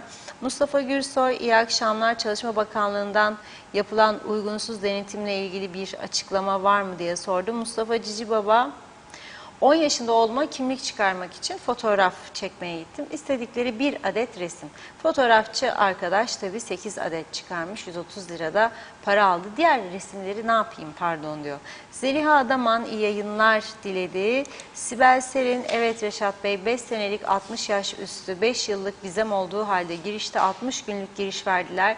Muhaciret ve polis merkezine defalarca gittiğim halde vizemin 2024'e kadar geçerliliği olduğu halde polis müdürlüğü 60 günlük girişi iptal etmiyor. Bu iş muhaciretin işi, onlar düzeltecek diyorlar. Muhacirete gidiyorum, onlar hayır polis düzeltecek diyor. Dediğiniz gibi bu bürokrasi düzene girmezse çıkarılan her iyileştirme düzeni bu şartlarda çalışmaz. Cihan Taşçı, İş takipçi cezaya düşürdü. İskele'ye bağlı Yedikonuk köyünde ikamet ediyorum. 2 çocuk babasıyım. Eşimden boşandığım için oturumum olmadığından Manisa Kale içindeki bir iş takip ofisine giderek oturumla ilgili gerekli belgeleri teslim ettim. Fakat geçen 2 ay içerisinde oturumumu yaptım diyerek yapılmadığı polise sormamla ortaya çıktı. 34 gün ve gün aşırı olmak kaydıyla iş takipçi tarafından cezaya düşürüldüm. Şimdi ben hakkımı nasıl arayayım? Polise gitsem kaçaksın. Meram anlatamadan daha deport yerim. Sorarım size kime güveneceğiz bu ülkede diyor. Zalihe Şerifoğlu, evet Reşat Bey bekledim de gelmedin demiş. Küstüm iyi yayınlar. Herhalde o şarkıyı mı istiyor? Sayar Aker, her gün bayram yaşayan Kıbrıslı olmayı özledim. Ganimet toplayamadım, ayrımcı olmadım, konuştum, yazdım, samimi dost bulamadım. Suya şerefe diyenlerdenim acı acı. Evet, İsmet Ezel, ne dediniz anlamadım. Yerel seçimler olacak mı? Mevcutlar imza atacak mı? Kaç belediyeyle seçime gidilecek? Meclis üye sayısı ne olacak diyor. Doğan Falyalı, her gelen yabancıya ne yapması ne yapmamasıyla ilgili kendi lisanlarına göre yazılmış birer broşür verilebilir. Neyin suç olduğunu bilsinler ki yapmasınlar. Ah da diyor nerede böyle sistem diye de ekledi. Necdet Mavi Gözlü, Kuzey Kıbrıs Birleşik Afrika Pakistan Cumhuriyeti'nden hayırlı günler, cumalar diledi. Şimdi yetişebildim. Konu Afrikalı 21 yaşındaki kadının Nalbantoğlu Hastanesi'nde doğum yaptığını, önce çocuğu hastaneden kaçırdıklarını, sonra kadının hastaneden kaçtığını duydum. Tabii onlar da her şeyimizin laçka olduğunu öğrendiler. Gir hastaneye çocuğu doğur. Esasında bu doğur lafına başka bir kelime yazacaktım diyor. Bu Afrikalı kadın hastaneye geldiğinde niye kimliğini, pasaportunu bıraktırmıyorlar? Çünkü burası sorma Girhan'ı. Hani bunlar talebeydi? Bence %99 talebe değil. Bunların talebeleri dahil hepsini memleketten göndermeleri gerekir. Devamlı yazıyorum. Bu insanlar bu memleketin en büyük sorunu, en büyük tehlikesidir diyor. Evet, bunlar 2 kuruş kar bırakırsa 98 kuruşta zararları var. Tümünü de memleketlerine göndersinler. Bir vatandaş olarak memleketimde bu insanları görmek istemiyorum. Koruyan, kayıran, beğenen isterse alsın evinde misafir etsin demiş. Zeynep Toros, hoş geldiniz Reşat Bey dedi. Belgin Rıfat, kesinlikle hakkını yememek gerekir. Ömer Kadiroğlu gerçekten çok başarılı bir röportaj zinciri yaptı. Harika, tebrikler demiş. Ben çok beğendim. Hem doğru soru hem de yerli yerinde. Evet, Necdet Mavi Gözlü, uçağımızın ismi sonra Gir Havayolu olsun diyor. Tam memleketin durumuna uygun olur demiş. Evet, bakıyorum. Salih Gündoğuş'ta kolay gelsin. Bir şey yazmak gelmiyor içimden. Hiçbir şey değişmiyor. Sadece sizi dinleyip gündemi göreceğim. İyi çalışmalar diledi. Son 1-2 mesaj var. Hasan Berhas. Evet, kimse yönetimden memnun değil röportajda diyor. Anket, yani bu bir anketse demek ki halkın %100'ü yönetimden memnun değil. Çok vahim. Asıl konuşmamız gereken, masaya yatırmamız gereken durum budur dedi. Cihan Taşçı, sesimiz olduğunuz için çok teşekkür ederim. İyi yayınlar diliyorum demiş. Soner Sabriler de Londra'dan selamlar. Reşat Bey, Rum tarafından ödünç Graider ve gerekli malzemeyi ödünç istesinler, yapsınlar asfaltları ve geri versinler dedi. Evet, devam edeceğiz. Şimdi yine bir ara. Reşat Bey buyurun. Evet, çok teşekkür ederiz. Güzel teklif. Yani ya hem 200 bin kişinin evlerine, mallarına, onların da şimdi bize asfalt ver. Elektrik veriyor, asfalt da versin. Yarın başka bir şey de isteriz. Kolay değil. Pasaportları aldık zaten. Allah razı olsun. Şimdi son konumuza biraz sonra geçeceğiz tabii ama biliyorsunuz birkaç haftadır çağrı yapıyorum buradan. Kimin için? Küçük Kuzey için. Bu çocuğumuzun yürüyebilmesi için ihtiyaç duyulan para miktarı 68.000 dolar. Aslında bu para 2-3 günde toplanabilecek bir paradır. Ama bugün oldu da 30.000 dolar kadar eksikleri vardır. Bu parayı 5 gün içerisinde Amerika'daki hastaneye yatırmadıkları takdirde randevuları iptal olacak. Tekrar bekleyecekler aylarca. Ve zaman geciktikçe de çocuğun iyileşme şartları zorlaşacak. Gördüğünüz çocuk 5 yaşına basmış Kuzey. Bu işin işte ajitasyon tarafı falan filan yok. Gerçek bir durum var karşımızda. Ameliyatı yapacak hastaneden gelen raporlar var. Kaymakamlıkların onayı var, incelendiği raporları falan. Ve yardım yapılıyor. Şimdi dün Ahmet Samver Bey, Gülşah Samver Manavoğlu'nun babası sağ olsun Atlex'in sahipleri bir güzel bağış yaptılar. Bana gönderdiler. 30.000 Türk lirası yatırdılar. Ziraat Bankası'ndaki hesaba. Onlara çok teşekkür ediyorum. Ve bugün bekliyorum. Bugün, yarın, pazartesi son gene bu konuyu konuşacağız. Pazartesine kadar bu paranın tamamlanması için hepimiz üzerimize düşen neyse onu yapmamız lazım. Büyük bir para değildir. Özellikle varlıklı insanlara sesleniyorum. Bu bir vicdan meselesi. İnsan birine ihtiyaçlı olana yardım ettiği zaman rahatlar vicdanen. Huzur duyar. Ben de bir şeyler yaptım. Ülkem için, insanım için der. O yüzden bu çağrıyı yapıyorum.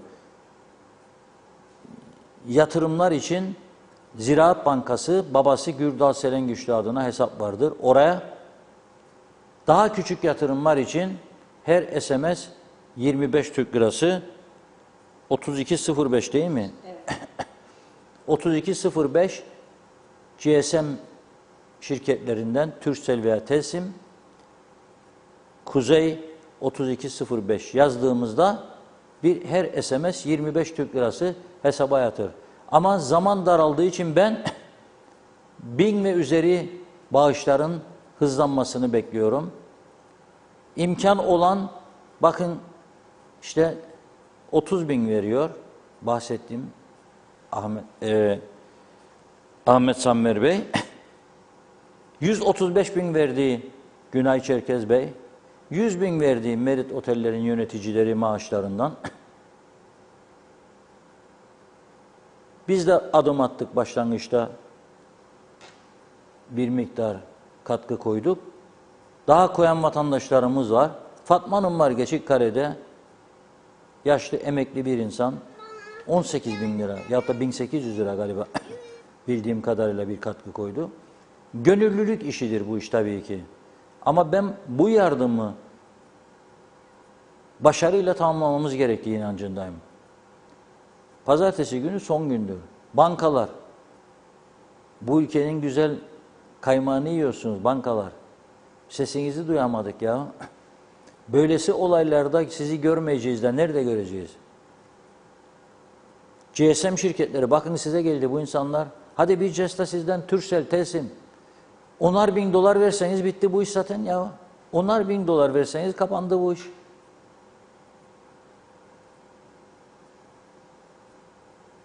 Bekliyorum. Siyasiler göremedim. Zengin milletvekilleri var, bakanlar var. Zengin, oldukça varlıklı. Duyamıyorum seslerini. Böyle bir olayda bile siz yardımlaşma içine giremiyorsanız ben ülkemin iyileşmesi yönünde sizden nasıl yardım bekleyeceğim? Nasıl ilgi bekleyeceğim? Tam tersini düşünürüm vallahi. Tam tersini düşünürüm. Daha fazla üstüne koymak için geldiler derim. Aynen böyle.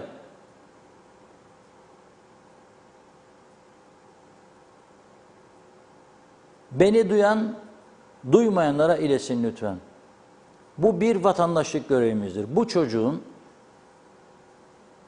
zamanında gidip ameliyat olup yürümesine yardımcı olmak bir insanlık görevidir.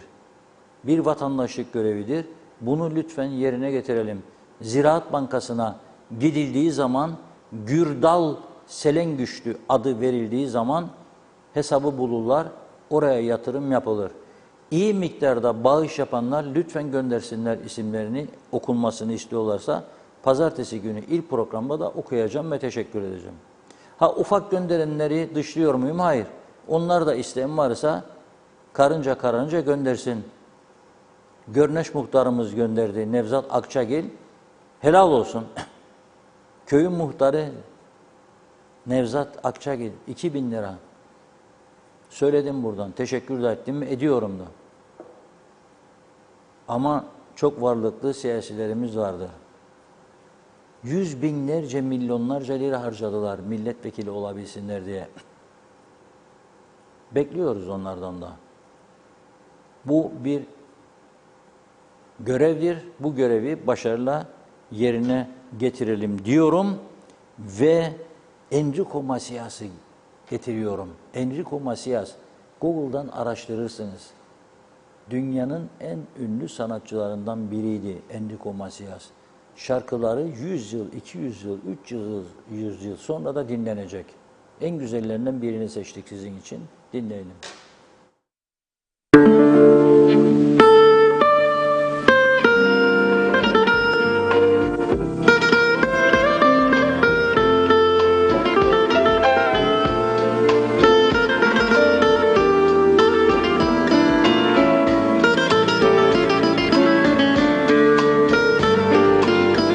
Sur la plage de Solensara, nous nous sommes rencontrés. Un pêcheur et sa guitare chantaient dans la nuit d'été cette douce mélopée. Sur la plage de Solensara, chaque soir on a dansé. Mais le jour de ton départ, j'ai compris que je l'aimais et je ne t'ai plus quitté. A Solensara, oh che dolce felicità. A Solensara, più ben si posta. Quanto penso a Solensara, che ti ho lasciato qua là. Una nostalgia amara come un suono di chitarra voleva ci trima.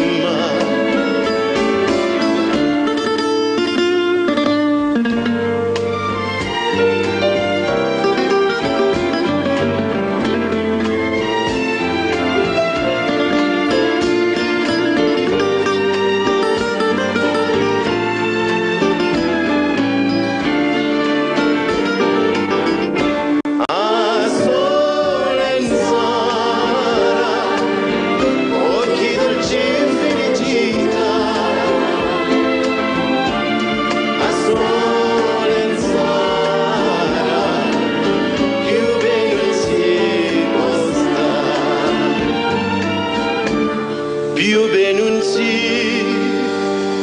posta.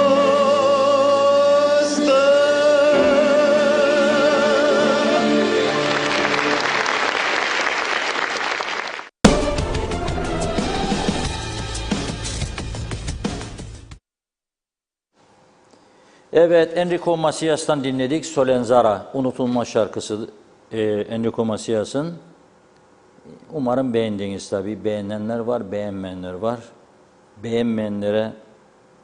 Beğenmeyenlerden özür diliyorum. Ne yapalım? İşte unutulmaması için bazı güzelliklerin onları vermeye çalışıyoruz. Şimdi umursamamız gereken konu gelecek olan uçağın kanadı hangi renktir? pilot hangi memlekettendir, hostesler güzel mi çirkin mi meselesini bırakalım. Mavi mi, kırmızı mı, yeşil mi, sarı mı, turuncu mu? Onu da geçelim. İnşallah gelir değilim. Bir de inşallah gelmeye devam ederler diyelim. Kimler? Rumlar. KKTC hükümeti bugün Brent petrolün varil fiyatlarına düşüş olduğu için Türk parasında dün faizler aşağı çekildiği halde 1 puan döviz yükselmesi gerekirken habire dövüyor Türkiye Merkez Bankası doları moları ama dolar o kadar değil. Euro ile sterlini fena dövdü bugün. Çünkü Türkiye'ye yüklü miktarda döviz girişi olduğu iddiaları var. Para girince dövize ihtiyaç olmayınca bozuyorlar.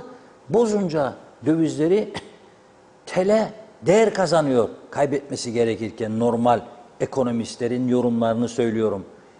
Ben ekonomi profesörü değilim. Dinliyorum. Onların söylediklerine göre konuşuyorum. Ha tabii bugün o eğitimci neydi konumuzun ismini unuttum. Emrah Hadaklı. Ha Emrah Hadaklı Bey. Gazete dedi ya işte yok dedi öyle alışkanlıklar yok. Hatta dedi Google'dan araştır diyoruz onu bile yapmazlar. Bazı şeyleri tembellik falan yapıyorlar dedi. İngiltere'de ekonomi okuyorsanız bilmem şimdi devam eder mi? Eskiden öyleydi. Size teklif eder okul Financial Times gazetesine. Sizi abone yapalım. Kuponcuk verirler öğrencilere kupon. Aylık. Gazete bayisine gittiğinde kuponu veriyorsun. Neyse indirim 20 peni 30 peni eskiden aşağı alıyorsun. Seni okumaya teşvik ediyor. Okul, üniversite anlaşıyor gazeteyle. Ekonomiyi öğrenmek için bir de İngiltere hakkında daha çok bilgi edinmek için orada yaşıyorsun. Çünkü Maliye Bakanı'nı tanıyasın. Merkez Bankası'nın açıklamalarından haberdar olasın. Vergi sistemleri falan filan. Tabii ben KKTC ile İngiltere'yi kıyaslayacak değilim. O kadar aklımı kaybetmiş değilim yani kıyaslayayım KKTC nire, İngiltere nire. Öyle bir niyetim yok. Ama birazcık örnecik alıp da böyle birazcık da ülkemiz hakkında bir şeycikler ya üniversitelerde eğitim veren hocalar okusa en azından emek veriyoruz bu gazetelere. Emek veriyoruz bu programlara. Da onlar da bilmedikleri bazı şeycikleri öğrenseler acaba da yansıtsalar olmaz mı diyorum. Yani profesör, doçent, yardımcı doçent yüzler binlere çıktı artık. Da ama bazı şeylerde eksikler var diye görüyorum ben uzaktan. İnşallah yanılıyorumdur. Yani inşallah yanılıyorumdur. Bilemem. Ve tabii Rum tarafı geçişleri durdurmak için dün okumuştum. 2 tane yöntem önerdi. Yani benzin almasına de. Bir, depoları bize geçerken ölçsünmüş Rum görevliler. En az 3/4 dolu olacakmış. 2, dönerken benzinden örnek alınacakmış da tahliye edecek. Bunun için binlerce görevli ister. Ayrıca bunu öneren Rum Benzinciler Birliği dünyadan habersiz. Lüksemburg'da AB'nin üyesi, Almanya en büyüğü finansörü, Fransa öyle, Belçika merkezi Avrupa Birliği'nin, Belçika'dan Lüksemburg'a, Fransa'dan Lüksemburg'a ama daha çok Almanya'dan Lüksemburg'a geçenler var. Mesela bugün bir Kıbrıslı Türk de orada çalışıyormuş. O Almanya'nın o kentinde. Osman Zorlu Bey uyardı beni sağ olsun. Almanya'nın tarihi Trier köyünde çalışıyormuş bu Kıbrıslı Türk arkadaş. Oto tamirciliği yaparmış. Herhalde iyi para kazanıyordur. Güzel iştir çünkü o memleketlerde. Avrupa'da oto tamirciliği, plamercilik, su tesisatçılığı çok iyi, en iyi işlerdendir. Zor iştir ama iyi iştir. Geliri çok güzeldir. Oradan o bana 17 kilometreydi ama ben baktım araştırma yaptım. 40 kilometre mesafede Lüksemburg. İkisi de Avrupa Birliği. Gidiyor arabasıyla dolduruyor benzinini çünkü Lüksemburg'da daha ucuz. Lüksemburg hükümeti çünkü Almanya, Fransa, İngiltere gibi çok vergi koymuyor halkını desteklesin diye. Avrupa Birliği'nin de bilgisi dahilinde gözlerinin önünde oluyor bu. Gidiyor benzinlerini koyuyor ve yabancı sitelerden de aldığım bilgilere göre akaryakıtını doldururken aynen Rumlar yaptığı gibi şimdi gelir ya bize da giderken ceplerine de 2-3 paketçik sigara koyar. Eskiden içki de koyardı. Sağ olsun bizimkiler Türkiye'de yükselttik sonra içki fiyatlarını bizimkiler de mecburen burada yükselttiler. Güneyin üstüne çıktığımız için şimdi içki alamıyorlar. Eskiden içki de alıyorlardı. Ama ne alıyorlar? Sigara alıyorlar. Başka ufak tefek bizde daha ucuz olan gıda maddelerini alıyorlar. Onlar da ne alıyormuş? Belçikalılar, Almanlar, Fransızlar geçtikleri zaman Lüksemburg'a sigara alıyorlarmış. Her paketi diyor bir paket sigarada 2 euro kurtarır diyor. Belçikalılar 2 euro daha ucuza alıyormuş sigarayı oradan. Bira diyor. Birayı severler. Belçika halbuki biranın ana vatanıdır. Yani 168 ile 185 civarında bira üretir Belçika. Dünyanın en çok bira üreten ülkesidir ve en çok çikolata üreten ülkesidir Belçika. Çok güzel biraları var. Şeftali birası var. Yarım bardak içtiğinde kafayı bulursun. Ama mesela çok güzel başka biraları vardır. Gerçekten Belçikalılar bu işi beceriyor. Ama gidiyor adam Lüksemburg'dan 1,5 euro daha aşağı alıyormuş bir ay. 2 kasa bira atıyor bagaja. 2 karton sigara alıyor ve kahve alıyorlarmış. Kahveler de son derece ucuz geliyormuş kendilerine diğer bölgelere göre. Avrupa'nın en küçük ama en güzel yerlerinden biridir Lüksemburg. Tabii bizim gibi insanlar için sıkıcı gelir. Canlı hayata alıştıysan orada öyle sakin, huzurlu bir yaşam biraz bize sıkıcı gelebilir. Onun için Rumlar bu işte Avrupa Birliği açısından söylüyorum, başarılı olamayacak gibi geliyor bana. Onun için bu fırsatı iyi değerlendirelim, sınır kapılarından geçişleri kolaylaştıralım. En azından madem ki cipli pasportlar falan filan kimlikler çıktı, muhacirette öyle bir sistem yerleştirelim. En azından yerliler gösterip geçsin. Dün anlattım size. Pasaportu koyuyorsun bir cihazın önüne. O cihaz okuyor pasaportu. Kapı açılıyor geçiyorsun. Muhaciret memuru yok. Ne güneyin havaalanında ne kadar ne Avrupa havaalanlarında. Biz herhalde 2000 sene arkadan gelecek değilik ya o teknolojinin. Kaç paralık yatırımdır? Bu kadar para kazanıyorsunuz. Dün bahsettim. 8 ayda 40 küsur milyon euro devletin kasasına vergi olarak girdi. 45 milyon euro. Onun 1 milyoncuğunu harcayın koyun sınır kapılarına teknolojiyi. O işçilerimiz o güneyde okuyan çocuklar geçerken ezilmesin. Tık tık geçsin, tık tık geçsin. Rumları da her gün böyle fişlemeye gerek yok. Kamera sistemini koyan plakasını okur giderken, plakasını okur gelirken düşer sistemden. Yok biz hala da nasıl göstereceğim gününü beni eleştirdi hatta bana yol gösterdi. Kim bilir o falan oyuna uğraşacak. Tabii olmaz. Zihniyet çok önemli, yönetim kabiliyeti çok önemli, dürüstlük çok önemli, istek çok önemli, çalışmak çok önemli. O zaman hakkımız olsun, kıyaslayalım kendini. Ama bilin sen Rum tarafında kaç paradır mı? Bilirim ben kaç paradır maaş. Ama sen bilin şu Rum tarafında kaç paradır ev kirası? Neçün bizim tarafa gelmeye başladı yabancı öğrenciler? 250 euro burada, 300 euro, 2 artı 1, 500-600 euro orada da onun için. Ya Lüksemburg'da çalışanlar, onu da okudum bugün. Yakın Almanya köylerine gider kalırlarmış, daha ucuzdur diye. Evde de tersine bir durum var. Lüksemburg nüfusunu artırmasın fazla diye, korusun diye yüksek fiyatlar, maaşlar yüksek kendi vatandaşına. Gelir düzeyi yüksek, evler yüksek.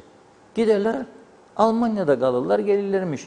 Cenevre'de İsviçreliler en yakın Fransa köyüne giderler. Yakın geçerler giderler 8 kilometre daha ucuzdur diye. Gelir gündüz Cenevre'de işler, akşam gider orada uyur. Onun için Rumlar da buna katlanacaklar, mecburdurlar. Ama biz de iyi iş yapalım, çalışalım, bu geçişleri kolaylaştıralım diyorum. Ve son sözü Funda Hanım'a bırakıyorum. Buyurun. Aktarayım, öyle noktalayalım. Osman Lorteleli, Lord Manav bereketli kuru yemişler, evlere servis başlamıştır diyor. 548 827 05 çift 0'da telefon numarası. Belgin Rıfat, başkasına cevap vermiş. Selçuk Uskan, ben yaşadığım için acı duyuyorum. Osman Lorteleli, zengin insanlar fakirden almayı bilir. Fakire vermeyi, paylaşmayı bilmezler. Herkes 3 kuruş verebilse bir umut olurdu dedi. Necdet Mavi Gözlü, hükümet yabancı ülke vatandaşlarının diyor Afrika Pakistanlıların çocuklarını bedava okutacağına ki öğretmen ister, sınıf ister, bu masrafları yapacağına kuzey gibi durumda olan çocuklara örtülü ödenekten bu parayı niye vermiyorlar demiş. Hükümet vatandaşların sağlığından, güvenliğinden sorumlu diyor. Evet, Osman Lorteleli tüm vekiller 1 aylık maaşını bağışlamalı yazdı. Evet, İsmet Özel de kaymakamlıklar basını takip edemez, paraları yok yazmış. Evet, Osman Lorteleli, ben her gün 10 adet Diyalog gazetesi alıyorum fakat bazen bayilerde bulamıyorum. Bayilikler de çoğalmalı. Nilüfer Canova, niyet meselesi Reşat Bey, maalesef bizde niyet yok. Varsın sistemi satın alsınlar, kaz gelecek yerden tavuk esirgenmez dedi. Evet, Belgin Rıfat, son okuyayım. İsviçre'de yaşayan Türkler tüm gıda alışverişini Almanya'dan yapıyorlar. Hatta mobilya giyimi de Almanya'dan. Kaliteli, ucuz olduğu için İngilizler de yıllardır alkol, özellikle şarap, bütün ürünlerini Fransa'dan alırlar demiş. Çok normal. Nasıl ki şu anda da Bulgarlar Çanakkale'de alışveriş yapıyorlarsa, eminim Güney Kıbrıs'ta yıllardır Türklerin alışverişi nasıl ki normalde, onların da bizden petrol ya da diğer ürünleri almaları gayet normaldir dedi. Evet, çok teşekkür ediyoruz. Mesajları noktalıyoruz. Reşat Bey, sizin son eklemek istediğiniz bir şey var mı? Evet, ben de çok teşekkür ediyorum. Polisten de bir açıklama gelmiş. Afrikalı kadının doğum yaptığı bebek kayıp, aranıyor, bulunamıyor. Dolayısıyla bilgisi olan polise bilgi versin bu konuda lütfen. Önemli bir konu. Bu bir insanlık trajedisi. Bunun üzerinde durmak lazım. Kıbrıs'ın alışık olmadığı bir durum. Evet, doğrudur. Bulgaristan'dan da geliyorlar Türkiye, sınır köyleri canlandı. Bu koronada kriz fırsata çevirdi. Oralarda herkes mutlu, lokantacılar mutlu, kuru yemişçiler mutlu, alışveriş, bakkallar, her taraf canlı canlı. Türkiye'yi daha ucuz buluyorlar, alıyorlar, gidiyorlar. Bizim de bu krizdeki fırsatları lehimize çevirmemiz lazım. Ama dediğim gibi öyle oturduğumuz yerden bakalım da bakalım, bakalım da bakalım olmaz. Pazartesi günü Kuzey için güzel haberler bekliyorum. Lütfen, lütfen, lütfen. 4 tane SMS gönderseniz 100 lira yapar. Alın elimize cep telefonlarını şimdi. 3205 4 tane arka arkaya 100 TL, hiçbir şey kaybetmeyin. Ama doğrudur, bazı mesajlarda o varlıklılar niçin yapmaz diyenlere hak veriyorum. Onları da vicdanlarıyla baş başa bırakıyorum. Bu bir mecburiyet işi değildir. Bu bir gönüllülük işidir. Ben isterseydim 10 tane arkadaşıma telefon açarım, bu işi onlardan destek alıp tamamlardım. Gayret de ettik. Birkaç arkadaşımızı yönlendirdik de. Hiçbiri de bizi kırmadı ama bekliyorum son güne kadar biraz gönüllülük olsun ya. Biraz düşünerek hareket edelim. Hanımlar, size çok görev düşer. O göbeği 1 metre önde giden kocacıklarınız her gece güzel güzel balıklar, kebaplar, mangallar, buskicikler falan, tamam da söyle, Osman, Mehmet, Hasan, Mullah, bak da böyle bir şey var. İsterim yarın 2 gecelik o mangal viski paracıya 30.000'cik verin, ver desin. Bayanlar, sizden bekliyorum bunu. Kocacıklarınızı teşvik edin. Kefenin cebi yoktur ha giderken. Evet, bilirim, çocuklar, toruncuklara bırakmak isterik hepimiz de ama yardımlaşmak da isterik. Yapmak lazım insanlık adına. Evet, bu duygu ve düşüncelerle çok çok teşekkür ediyoruz. Pazartesi inşallah güzel haberlerle buluşalım diyoruz. Evet, biz de size teşekkür ederek programımızı noktalıyoruz. Ben de sağlıklı güzel bir hafta sonu geçirmenizi diliyorum. Yeniden görüşünceye dek hoşça kalın.